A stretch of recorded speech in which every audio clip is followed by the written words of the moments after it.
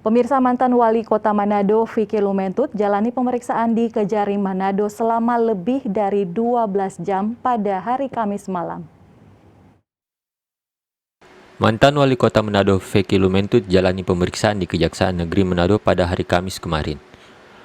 Vicky Lumentut yang mengenakan kemeja putih terlihat memasuki arena kantor Kejari Manado sekitar pukul 9 pagi dan baru keluar setelah hampir pukul 10 malam atau lebih 12 jam menjalani pemeriksaan.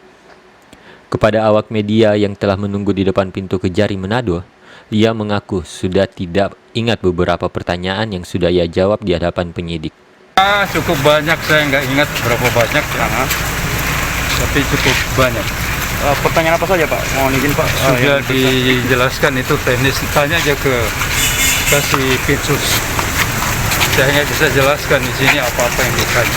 Terkait persoalan apa ini Pak? Masalah di DPRD. Oh iya.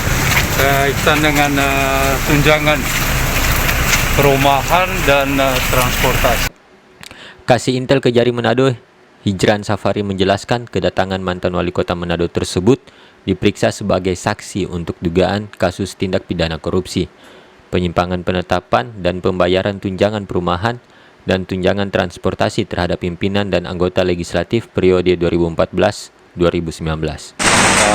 Pemeriksaan terhadap 2 orang saksi, yaitu JSP mantan wali kota Manado dan mantan Sekda Kota Manado.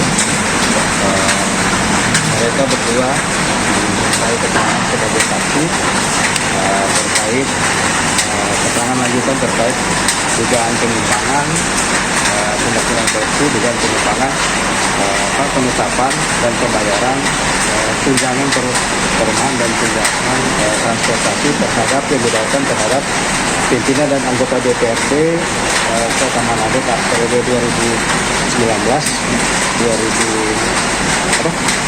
2019 yang didapatkan pada tahun 2017-2018. Jadi pemeriksaannya sejak pagi tadi dan baru berakhir sekitar jam 9 tadi. Sekitar 40 pertanyaan.